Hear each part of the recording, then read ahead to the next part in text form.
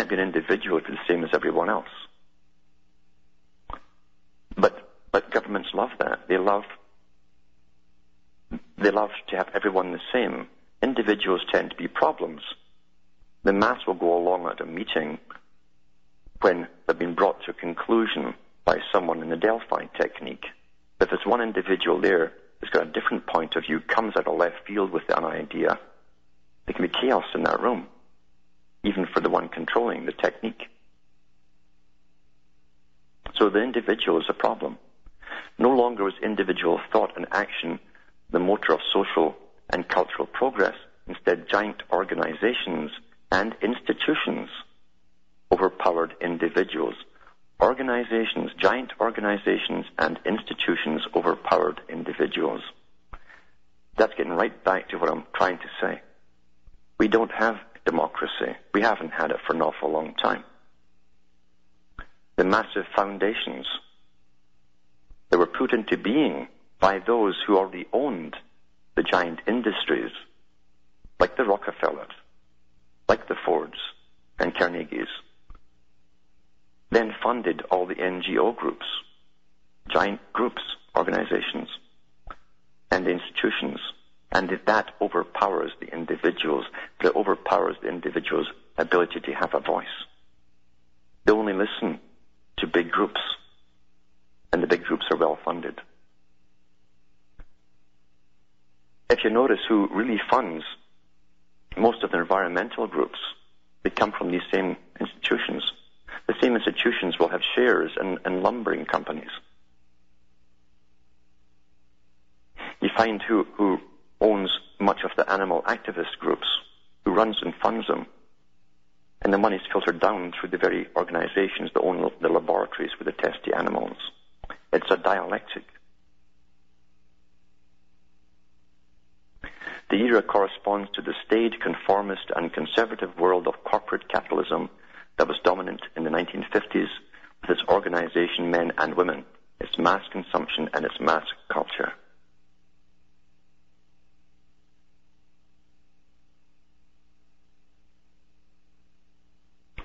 It says here, during this period, mass culture and communication were instrumental in generating the modes of thought and behavior appropriate to a highly organized and massified social order. Thus, the Frankfurt School theory of the culture industry articulates a major historical shift to an era in which mass consumption and culture was indispensable to producing a consumer-based society based on homogeneous needs and desires for mass-produced products, and a mass society based on social organization and homogeneity. It is culturally the era of highly controlled network radio and television, insipid top 40 pop music, now it's rock and rap and so on, glossy Hollywood films, national magazines, and other mass-produced cultural artifacts.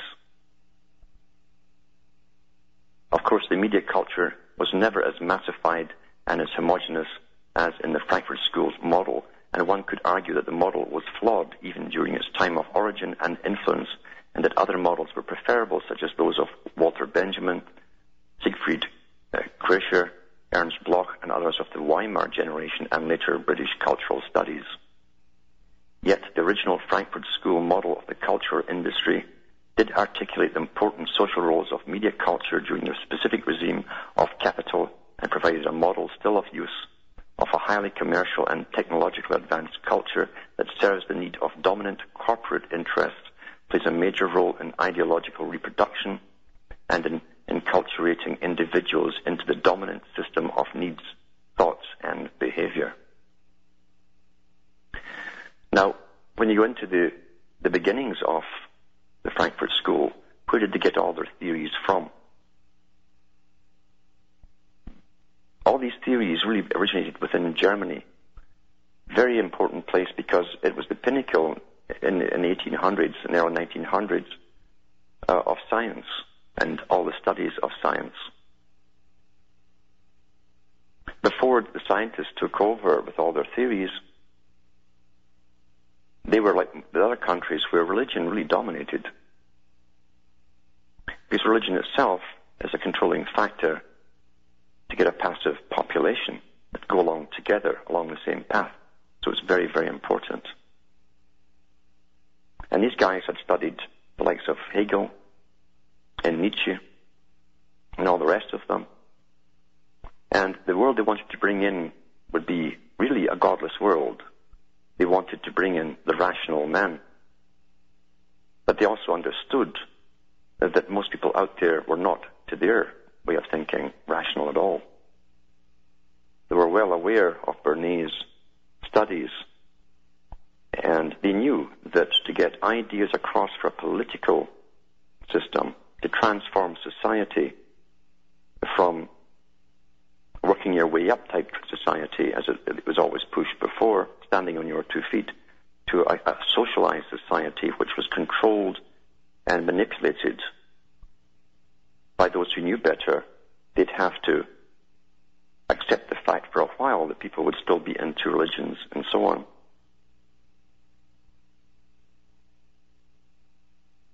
I mentioned last night the movie Hollywoodism, which is worth looking into because they tell you in the movie, and from the very voices of many of the top producers of movies, how it's been used all along to shape our thoughts and feelings about the past. And feelings, I stress, because feelings are very important, even though the rationalists that control us are maybe psychopathic themselves in nature, and they truly do believe they have the right to direct society and make us conform into a new system which they have planned. They do realize that they have to do it through our emotions, like Bernays said. You go into any store and just look at the way it's laid out. Everything is psychologically laid out for the man, the woman, and the child. The children's stuff generally is all at the checkout counter because that's when the parent or parents want to get through. They're frustrated, they're annoyed, they've got all those bags to carry at the end of it, and the child will pick some of the candies that are right at his level. And the hope is, because most mums and dads will, just to get out the line with all those people behind them, they'll pay that to, oh, well, throw that into. This is psychology. That's why it's right there. Every store is the same. Many of the big chain stores now are identical in layout regardless of which one you go into because they're psychologically set up that way. So the big department stores are all using strange colors, these high purples and so on, to attract the eye. And the eye is distracted to them, but it's what's next to it that's important. It's almost the same color because that's the product you're going to end up buying. We have been studied like ants in a colony for many, many, many centuries, maybe thousands of years.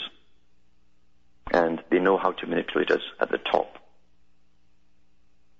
In the Vance Packard book I read from a couple of nights ago, he talked about all the studies, and there's even videos out there on them where you'll see them in action, where they were studying the eyes of the consumers and what they could tell just by the blinking, the dilation of pupils, or the lack of blinking.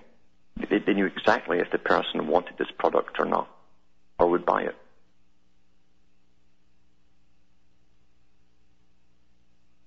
When I was young, I used to wonder why governments were spending so much money sending people into other cultures to study what they called primitive tribes. I know now why they did it, because they want to find what all of humanity has in common, because everything that's in common can therefore be manipulated in the same way. You don't have to alter your techniques of manipulation for it not to work on other people if you understand the things which are all the same. It's very much like Albert Pike, who definitely understood a lot of these sciences in the 1800s, where he said that we have to understand and look at man and woman the world over. And he was talking of them as targets.